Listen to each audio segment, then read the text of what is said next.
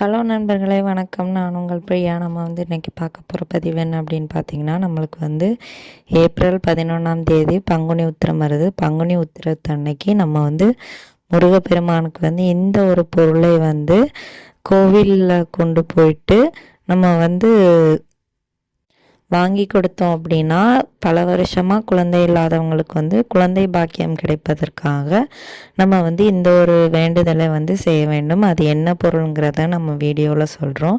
நீங்கள் வந்து வீடியோவை ஸ்கிப் பண்ணாமல் பாருங்கள்.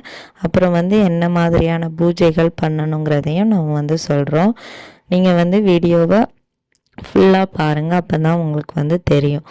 நீங்கள் வந்து இந்த பதிவை பார்க்கக்கூடிய முருக பக்தர்களாக இருந்தீங்க அப்படின்னா ஓம் சரவணபவா போட்டிங்கிறத நம்மளோட கமெண்ட் பாக்ஸில் கமெண்ட் பண்ணுங்கள். இது வரைக்கும் நம்மளோட சேனலில் சப்ஸ்கிரைப் பண்ணாமல் பார்த்துட்டு இருந்தீங்க அப்படின்னா மறக்காமல் சப்ஸ்கிரைப் பண்ணி வச்சுக்கோங்க. இது போல் முருகர் சம்பந்தமான பயனுள்ள தகவல்களை நீங்கள் வந்து தொடர்ந்து பார்த்து தெரிந்து கொள்ளலாம். இப்போ வாங்க நம்ம வந்து பதிவுக்குள்ளே போகலாம். பங்குனி உத்திரம் அன்னைக்கு நம்ம வந்து எதுக்கெல்லாம் முருகப்பெருமான்கிட்ட வேண்டுதல் வைக்கலாம் அப்படின்னு பார்த்தீங்கன்னா, திருமண தடை இருக்கிறவங்க வந்து கண்டிப்பாக அன்னைக்கு வந்து முருகப்பெருமான்கிட்ட வேண்டுதல் வச்சிங்க அப்படின்னா கட்டாயமாக திருமண தடை நீங்கி விரைவாக திருமணம் நடக்குமா.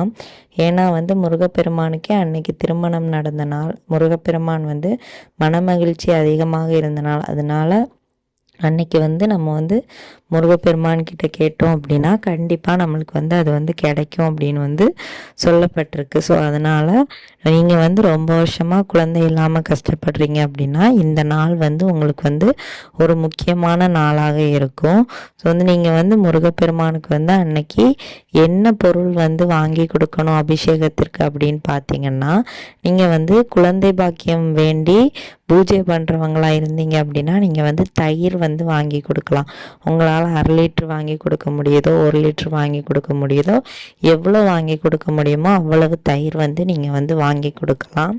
தயிர் வந்து நீங்கள் வந்து முருகப்பெருமானுக்கு அபிஷேகம் செய்ய வாங்கி கொடுத்தீங்க அப்படின்னா அந்த தயிர் ஊற்றும் போது முருகப்பெருமானோட அந்த உள்ளம் எப்படி உடம்பும் உள்ளமும் குளிருதோ அதே போல் சீக்கிரமாக வந்து உங்களுக்கு வந்து குழந்தை பாக்கியம் கிடைக்க முருகப்பெருமான் வந்து முழுமையாக அருள் புரிவார். நீங்கள் வந்து இந்த அபிஷேக பொருளை வாங்கி கொடுக்கணும்னு நினைக்கிறீங்க அப்படின்னா நீங்கள் வந்து அன்னைக்கு காலையிலேயே 6 மணிக்கு முன்னாடி எழுந்து குளிச்சுட்டு நீங்களும் உங்கள் கணவருமா செய்யணும் சேர்ந்து வாங்கி கொண்டு போயிட்டு கொடுக்கணும். 2 பேரும் குளிச்சுட்டு காலையிலே தீபம் போடுங்க. நெய் தீபமாக போடுங்க. ஒரே ஒரு அகல் தீபம் போட்டாலும் போதும், யாராவது ஒரு ஆள் ஏற்றினாலும் போதும். ஸோ அகல் தீபம் போடுங்க. அன்னைக்கு வந்து செவ்வரளி மலரால் முருகப்பெருமானை வந்து அலங்காரம் பண்ணிக்கோங்க. கோவிலுக்கு வந்து கட்டாயம் போயிட்டு வாங்க. ஒருவேளை உங்களுக்கு வந்து மாதவிடாய் பிரச்சனை இருந்தது அப்படின்னா உங்கள் கணவர்கிட்ட இதெல்லாம் வந்து செய்ய சொல்லுங்கள். ஒன்றும் பிரச்சனை இல்லை, கண்டிப்பாக அதற்குரிய பலன்கள் வந்து கிடைக்கும்.